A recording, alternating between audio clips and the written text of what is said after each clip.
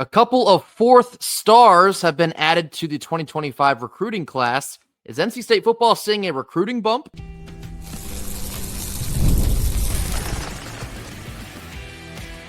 You are Locked On Wolfpack, your daily podcast on the NC State Wolfpack, part of the Locked On Podcast Network, your team every day.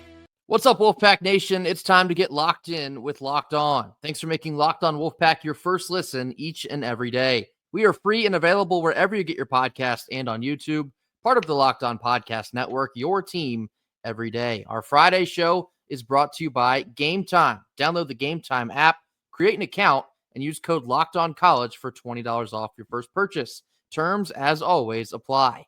Happy Friday to all. As always, I'm Grayson Boone, joined by former Wolfpack defensive tackle Kenton Gibbs. Kenton, it is the time of year that you'll see a couple recruiting updates in terms of stars and overall ratings for each class based on now we're getting into 2025. Had a couple of high school showcase bowls like the one that Spike Souls was down in San Antonio. NC State's had a couple players just of recent that have had an update to their recruiting profile. A couple of fourth stars that have been picked up. Spike Souls is actually one of those. He's now, I believe, a consensus 4-star recruit. Obviously, talked to Spike's parents a couple weeks ago. NC State hit an absolute home run with this kid, getting him to NC State, the talent he possesses, and the high probability that he'll be able to impact the offensive line as soon as this year. I also saw wide receiver Teddy Hoffman got a bump. I think that one was from Rivals. He's a 4-star on Rivals. And the third one of note is linebacker Terrace Dudley joining the pack out of the state of Ohio. Kenton, how much do you make of some of these recruiting bumps at this time of the year before they get into spring ball? You know, I think that these bumps are the most interesting because they are based off of real-time playing results more often than not. There are certain times where guys get bumps based on what they look like in shorts and T-shirts and how well they run a 40 and all this, that, and the third. But I tell people all the time, at the end of the day, cut on the film. Cut on the film and it'll tell you everything you need to see. And this has been the case with so many guys in the past where, they were not ranked properly, not given their proper due until they were shown up against the best of the best, where they absolutely took guys to town to the point where it was like, okay, either this guy is better than we thought or all 5, 6, 7, 8 of the guys that went against him are worse than what we thought. What's the more likely outcome here? So, all three of these gentlemen, they've earned their bump. NC State's not one of those schools where if we're recruiting you, you're going to get a bump just because you have an NC State offer. Right. For guys who are already 3 stars. It's just not the case. We're just not there at this point in the ball game. So to see these guys get those bumps, they've earned them. They're very well deserved as well.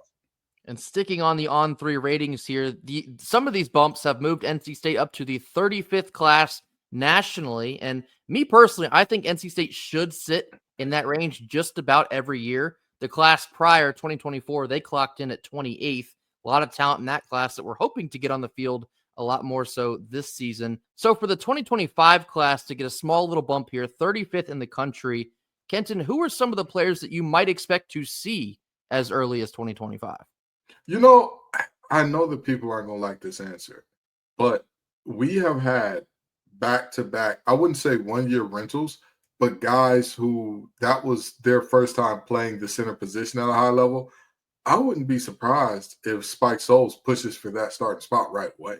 I agree. And granted, it's one of, if not the most important position on the offensive line in terms of the guy who calls out the protections, the guy who has to see and scan everything. Sure, but with that in mind, it's definitely a thing where I look at him and I say, that young man is an absolute stud. He's an absolute baller. And we're not just saying that because his peoples came on the show. We've watched the tape. We've seen that young man dominate. And I'm always a little leery of certain types of tape because I always take into account who are you playing against, right? Every state has ball players. There's no ifs, ands, or buts about that. There's not a single state in America where I would say, hey, this guy's the only one. But what I will say is the consistency and frequency at which you run into them is different from state to state. The consistency and frequency of, hey, we're going to play 7 games out the year where we're not even going to see a guy that's going to D3. We're not even seeing guys that are going to Lenore Ryan or anything like that here. Is like, okay, that's a real thing for certain states. So with that in mind, and not just certain states, certain divisions, because even if you're in a state that's loaded with talent, if you're in the smallest division where the tackles are 5'10" and 220 pounds, of course you'll look like a god amongst men against them. But I look at this and I say to myself again, he has been a young man that it's never hard to find him on the tape. It's never hard. If you watch some of his teammates' tape, he'll pop out to you on it. That's how efficient and effective he's been. So I think that he could come in and push for that starting center spot right away. Yeah, I think Spike is the most obvious answer for an impact freshman in 2025. And again, I would not at all be surprised if he even wins that job outright in fall camp. For him to be a team captain in the Navy All-American Bowl and then show out having one of the best weeks of any of the players down there, I mean, that says enough alone. But NC State having to try and reconfigure some of the offensive line this year, it should certainly present the opportunity for Spike to rise up and get some day one snaps. So we're obviously all going to be keeping an eye out for Spike, but two more names I want to bring up, both on the defensive side of the ball, because honestly, I think everywhere else, respectfully, we're pretty much set. I mean, we know who the quarterback is, running back, wide receivers, some of the offensive line. In fact, probably majority of the offensive line, for a fact. I think the second spot is one of those that's still up in the air. Linebacking core, a little bit of a question mark. I think the secondary is relatively set in place. So these two names are on the defensive line. AJ Prim, who's technically a JUCO guy, so not exactly a freshman, but he is in the 2025 class technically. And the other one is Colby Cronk. Colby Cronk is a name coming out of the state of Florida. I advise you to go look up the numbers that he put up in a relatively tough division in the state of Florida. Monstrous. These are two kids that could also be presented with a lot of playing time right from day one. Yeah, when you talk about Colby Cronk, you're talking about a guy that I think that he kind of fits in that category where people like to underrate him because you would say, oh, well, his pass rush bag is not as developed or he does not seem as long or as twitchy as some of the high-end guys at the position. I'm going to tell you something. Turn on the tape, okay? Turn on the tape. That is what I keep trying to tell people about a lot of players, and he's another one of them that I'm like, hey, thank you all for not turning on the tape. Thank you all for not. I said the same thing about Brandon Cisse years ago in terms of like how these teams let him out of the state. I have no clue. I am looking at Florida State, and Miami in a very similar vein. And I know some people are going to look at me and say, Ken, they have plenty of good edge rushers down there. Turn on this kid's tape. Just turn it on. That young man, he brings a relentlessness and a ferocity to pass rushing. It's the type of stuff that excites me. But again, he's no slouch against the run either. And so I'm very interested and intrigued to see how he develops here as a defensive end. I could see him sliding into the 3 technique and doing some damage there as well in terms of, he's not exactly a tiny guy. You know what I mean? He's listed at 260. He looks every bit of it on tape. He could slide inside and do some good things at the 3 technique as well. But I'm very interested in seeing how Cronk develops. Because, again, he could be a game plan record supreme for years to come. I've also seen a lot of people talk about wide receiver Jarrell Boulder. I've seen a lot of people say he's one of the most ready right now wide receivers to come out of the state of North Carolina.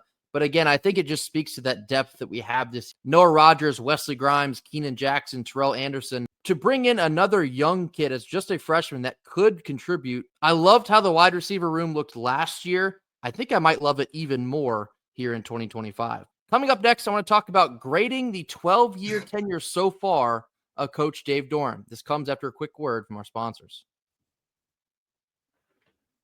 Our Friday sponsor is Gametime. Attending the NFL playoffs is an experience like no other. The energy, the excitement, and the connection with other fans is, quite frankly, unmatched. I certainly remember the thrill of seeing my favorite team clinch a playoff win live. It's a memory that I'll never forget. This year, Gametime has made it easier than ever before to create those unforgettable moments with their new feature called Gametime Picks. It filters out all of the fluff to show you only incredible deals on the best seats, and you can focus on what matters the most, just being there. I have used Gametime Picks to grab tickets for an upcoming playoff game, and it could not have been easier. I found a super deal that gave me incredible value for amazing seats, and I could even preview my view from my seat before hitting that buy button. The all-in pricing in the app will show your total upfront, so you receive zero surprises at checkout. And plus, knowing your tickets are backed by a game time guarantee gives you complete peace of mind. Take the guesswork out of buying tickets with Game Time. Download the Game Time app, create an account, and use code LOCKEDONCollege for $20 off your first purchase. Terms apply. And again, create an account and use redeem code LOCKEDONCollege. That's LOCKEDONCOLLEGE, Locked On College, for $20 off. Download Game Time today. Last minute tickets, lowest price guaranteed. Middle portion of our Friday show, I want to talk about something that I saw on Twitter. This comes from CF Budge on Twitter. He talks college football all year round. He posted a grading scale for college football coaches that have at least 12 years of tenure. I will pull that now up on the screen here. So on the scale, you have Kirk Ferentz from Iowa, Kyle Whittingham from Utah, Dabo Swinney of Clemson, Mark Stoops of Kentucky, Mike Gundy from Oklahoma State, Troy Calhoun from the Air Force, and you have Dave Doeren from yours truly, NC State. So you also see Kirk Ferentz from Iowa has an A, Kyle Whittingham has an A+, Dabo Swinney A+, Mike Gundy A+, Troy Calhoun with the Air Force A+, and the two A- on here are Mark Stoops and Dave Doeren. Now, Kenton, before I go any further, give me your gut reaction to seeing this list here. My gut reaction is to throw up. I mean, what is this list? This list quite literally drove up my health insurance premiums. This list is like getting a pop that's already shaken up and flat at the same time. I'm confused about a myriad of rankings here for a very long list of reasons. But most importantly, I'm just perplexed. Like, what was the criteria is the question that leaves me asking. How does this make sense? So what I tweeted the meme of Jimmy Butler squinting with the piece of paper away from his face, which alludes to the fact that I too have no idea how some of these grading scales have worked out here. And I certainly understand that the circumstances for each coach at each school are very different. So, like, for example, how do you compare Dabo Swinney at Clemson and Troy Calhoun of the Air Force Academy? Two very different schools, very different expectations, very different resources, facilities, players, like literally everything could not be more different. How they both arrive in the same grading scale for anything other than just have coached for 12 years is confusing to me. The whole point of me bringing this up, and many of you may have already seen my tweet, I don't understand how you have Dabo Swinney at an A+, which is both deserved and correct. He has 2 national championships. He's been in the college football playoff, I think, 7 times. He's won the ACC like 9 times. He's been the best coach in the ACC and one of the better coaches in the country by a wide margin for, I guess, coming up on like a decade now. That A+ is deserved. Dave Doeren has an A-, and I did not bring this up so we could dump on Doeren for this.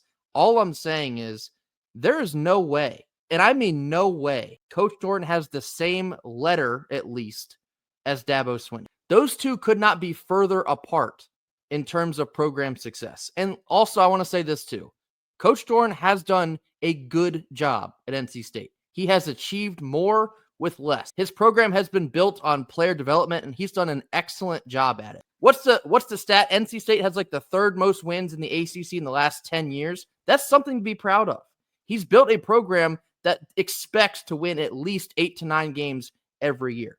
He has built this program into something much better than what it was when he found it. He has raised both the floor and the ceiling of the program. However, there's been a lot of success that has been left on the table. I don't think you can give a coach a grade with a losing record to Boston College, to Wake Forest, and you're 3-3 against ECU. And that's going to come across as disrespectful, but I mean it. Like, you can't give somebody A- when those factors are true. In my personal opinion, I think Doeren is a solid B, and that's fine. A B is a good grade in this sense. He has been a good coach, and he has made NC State a good program. But seeing him at an A- here, it shook me in my boots, Kenton. I agree about the B grade. I 1,000% agree. B, maybe B- if you're being really harsh. But I think a B because how many, and when people say, well, Doeren's the winningest coach of all time in NC State history, how many coaches that had A's stayed at NC State? Lou Holtz, when he had all those wins, he was out. He was gone. Dick Sheridan had health issues, God rest his soul, but he had some health issues that caused him to sit that thing out. But everybody else, who else won at the level of Doeren that stuck around here for a substantial amount of time? So I look at this and I say to myself, yes, he has the accolades, he has the award. Yes, he's raised the floor, raised the ceiling. I'm not disagreeing with any of that. But what I would also say goes into that is if I'm going to say an A, to me, an A means outstanding, means very few others could have done what you did here. Right. Very few others. And I don't think that Doeren reached that type of rarefied air. Again, I'm not saying that he's done a bad job. I think Doeren has done a fine job as a head coach. I'm not saying he's reached the level of an A over the time of his team. And I'll say this too, when you're looking at Ferentz, Gundy, Whittingham, and Swinney, actually in Calhoun as well, all 5 of those coaches have won their conference at least one time. Coach Doeren has not made an appearance in the ACC championship. He's knocked on that door a couple times, but has never made it. Now, Mark Stoops also has not made the SEC championship. And I think that Mark Stoops and Dave Doeren should get the same grade, but I just don't think it's an A-.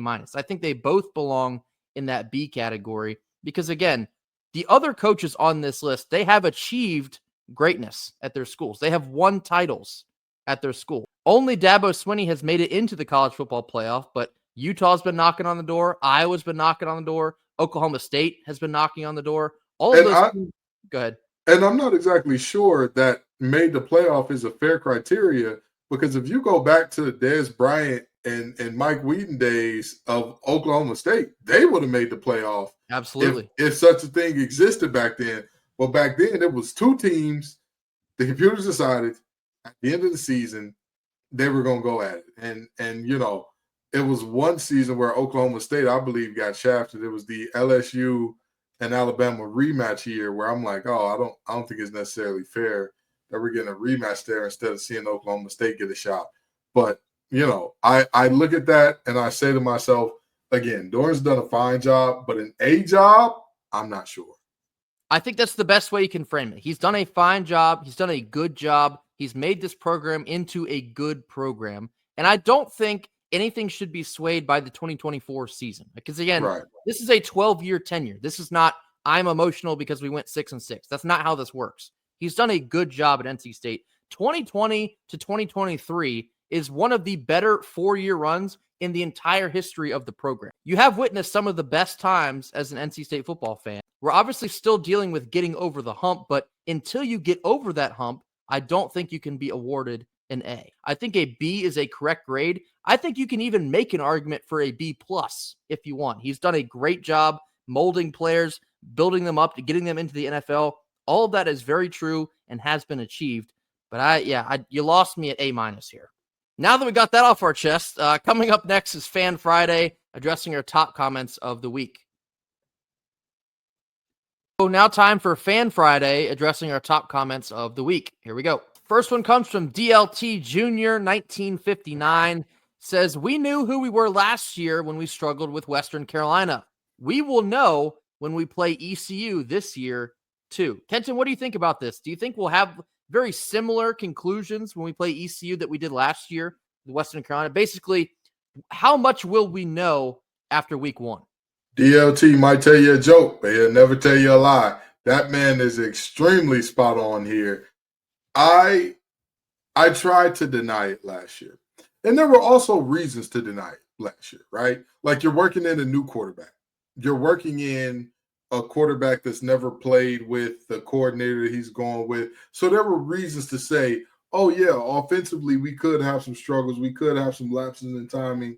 You expect that because this is the first time that this quarterback is seeing live reps against a real defense with these guys. I get that. This is not going to be the case for C.J. Bailey and company this year. Almost every guy that's going to be out there playing meaningful snaps, has played together on this team. So I absolutely agree with DLT Jr. We are absolutely going to know right away. It'll be something that game one will tell us all we need to know. I think specifically, yes, on the offense, because you are bringing back essentially like 85% of the same offense, quarterback, running backs, wide receivers, and some of your offensive line. That accounts for the pieces you're missing. So if the offense can't exactly hit the ground running, I mean, pun intended, in game one against ECU, that I think will be very telling. I think the defense, maybe the jury will still be out for a little bit, because I agree with what Kenton said, and DLT obviously as well. I, too, tried to give them the benefit of the doubt at the beginning of last year. We did not look great against Western, and I was like, okay, well, maybe it's the first game of the year, knocking off some rust. It's a new team, sure. Let's see what happens against Tennessee. Well, we saw what happened against Tennessee, 51-10. And I said, okay, well, maybe it's Tennessee, second game of the year, still early, SEC opponent. It is what it is. Let's see what happens when we play Louisiana Tech. And then we struggled with Louisiana Tech, and I think that was the point. Game 3 for me, I was like, oh, all right, well, I think it might be one of those years. And then the rest of the year panned out that way. I think if we do struggle against ECU in the beginning of the year, it'll feel a little bit like that. The offense specifically struggles with ECU in game 1. I'm going to be a little bit nervous because, again, there are no excuses, and there wasn't any in the Military Bowl. If you can't come out at home in Carter Finley under the lights and put it on ECU, we might have problems the rest of the season there on forward. Yeah, absolutely. For me, it was the Tennessee game last year where I knew, like, oh, yeah, this team doesn't have it.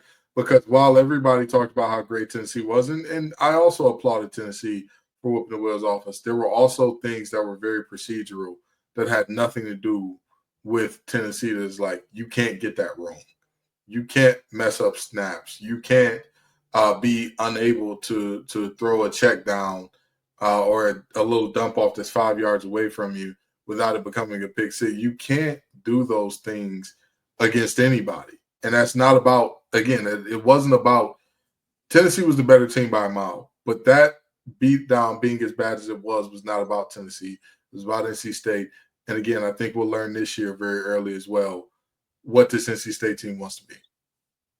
Next one comes from Ace and Spades. They say, my biggest concern is if we're going to see the offense we saw in the fourth quarter of games in 2024 or the one we saw in quarters 1 through 3. I think Roper and Dave know what needs to be done. So, yes, this is very intriguing to me because we posed this at the beginning of last season on if NC State will make a conceited effort to be an offensive-minded team, in the fact that the defense might be taking a little bit of a step back and the offense is going to have to lead the charge and at some points probably outscore some teams instead of trying to rely on the defense to win it for you late in the game. However, there were still instances last season where we did get a little bit conservative. We kind of turtled a little bit late in some games with the lead once we finally got one, and it ended up costing us on multiple occasions. So in 2025, that will be one of the biggest things that I'll be concerned about, because the fourth quarter of games, we had that urgency, we had that pace, we had that tempo, we had that drive to put points on the board in a short amount of time. You need that from game 1, quarter 1 in 2025. I want to see the offense set the tone and decide that they're going to go out and outscore teams and not even have to worry as much about if the defense can hold that lead. I'm going to tell you something, and I hope that this sticks into the minds of coaches Kurt Roper and Dave Doeren. Foot on gas, belt to ass. I don't want to see any of this, oh, we've got to lead, we can get conservative. By the way, I'm sorry, Grandma. I know I'm going to get a call about that after this show, but I'm sorry, Granny. These gentlemen need to know you cannot keep doing this thing where we get a lead, we get up, and we find and we, at that point in time, we decide to slow down, or the inverse, where the offense isn't going at all, and then finally we decide go up tempo, catch them while they're on their heels, and then we're landing big haymakers. No, be aggressive from the jump. Yes, CJ Baylor will still be young. Yeah, he'll be a true sophomore, sure, but you know what? He'll be a true sophomore with virtually an entire year experience. Let him let that thing rip and go from there. Hollywood Smothers is fantastic. I think he's still running from the bowl game right now. That young man cannot be stopped. let the offense cook. Don't do this, hey, we're going to win this game by not losing it. Stop it. We're in year 12. How many games have we lost like that? How many games have we almost lost that it should have been a blowout? Again, foot on gas, belt to ass. That's what I need to see from this offense. We might have to put that on a T-shirt, Grandma. I'll make sure she gets the first one if that comes to be. Next one comes from Logan Jackson. They say, personally, I'm glad the schedule is backloaded. Gives us a chance to figure it out early and hopefully have our offense clicking by midseason. Weapons should be good, and our O-line always picks it up late. So, yeah, kind of on the same note here. You are having your tougher opponents, so to speak, in the back half of the season. The better offenses that you'll probably run into are in the back half of the season. So perhaps there will be still a little bit of a gradual start in terms of ramping it up against the talent that you're going to see. But I still think the number one priority should be coming out of the gates on fire. I also want to say, obviously, no team from week one is perfect. Every single team mostly every single team will get better as the season goes on. And NC State teams have been no stranger to that these last couple of years as well. But my gut feeling for 2025 is that more important than getting better by the end of the season, I want to see us be better from the beginning of the season. I want to be ready to go instead of have to get ready. If you stay ready, you don't have to get ready. So I want to be ready by game one. I 100% agree. I 100% agree. You have to come out of the gates ready. Don't get me wrong. The backloaded schedule is interesting, but also we're forgetting that, Grayson, how many ACC games do we have in the month of September? 3 of them. 3. Okay. So you really don't have time to kind of take your time and plot and figure it out and all that. Because even though the ACC teams that we're playing in September are not the best in the world, they're still ACC teams. We're not world beaters. We saw it last year. We are not world beaters to the point where we can say, oh, check that off. That's definitely a win. Oh, check that off. That team's got nothing for us. Because teams that we thought that about last year, we ended up losing too. So I think that this is a situation where, don't get me wrong, yes, it is nice to have some of your more difficult games toward the end of the season, but that does not mean that there is a ton of time to kind of meander and figure it out early in the season. Last one comes from Michael Holbrook. They say, I would love to know if you think they will exceed expectations and why. I value your judgment. Well, the interesting thing is I think they're still trying to establish what the expectations are. We're doing it. The team's doing it. I'm sure the coaching staff is doing it as well. There still hasn't been a win total put out for NC State in terms of the betting market. I predict that it's probably going to be 6.5. So again, we're still kind of waiting and wondering what type of expectations to place on this team. But we all know something to be true about Dave Doeren at NC State. When the expectations have been relatively lower, that's when we've seen him surprise us and we end up having a great deal of success. I think the win total for 2020, if I remember correctly, was 5.5, and we won 8 games that year. In 2023, the win total, I think it was 6.5, and they won 9 games. So you see what I'm getting at here. It's interesting, though, because I do see some things I already have concerns about in terms of the depth and who's going to lead the way at a couple positions. I'm still skeptical about how far to push my expectations for this team, but I'll leave it at this. Typically, that is when NC State excels the most, when the expectations are not driving them to, be a championship contender or a dark horse, even for that matter. Michael Holbrooks, I know that this is very much so a non-answer, but I'm going to give it to you anyway. There's a reason I said that this team will not win 6 or 7 games next year. They will either win 5 or less or 8 or more, because I don't know. I genuinely don't know. First of all, what even are the expectations, like my main man Grayson just said there? What are the expectations? And going beyond that, I think we'll know right away. But beyond knowing right away, I think figuring that out or figuring out who we are early will give me a great implication. Like, I believe that I'll be able to tell you by game 2 or 3, hey, this is going to be this team's final record with a high degree of accuracy. Right now, I honestly don't know. And a lot of things can be answered coming out of spring ball. I can come out of spring ball looking at this team and saying, okay, I feel comfortable, I feel confident. Because, again, Grayson and I have talked about this on there multiple times, and I will say this till I'm blue in the face. Grayson and I both watched the linebacker play in the spring game and knew, oh, man, Thank God Grayson McCall's here because this offense is going to have to light it up for us to get what we want. And it didn't necessarily work out that way. So after we watch the spring game, we'll feel much more confident and comfortable telling you, hey, these are the expectations that we have for the team, and this is what we believe they'll do against what the national expectations are.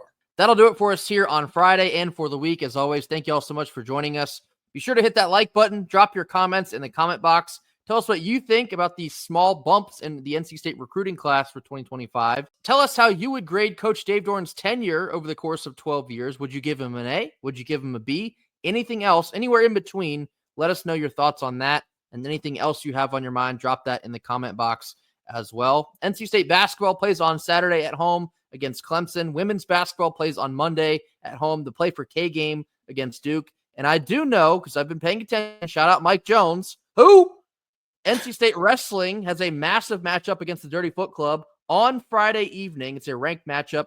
Go Pack, GTHC, certainly hoping to bring home another dub over the light blue school in their leotards. Thank you all so much, as always, and until Monday, Go Pack.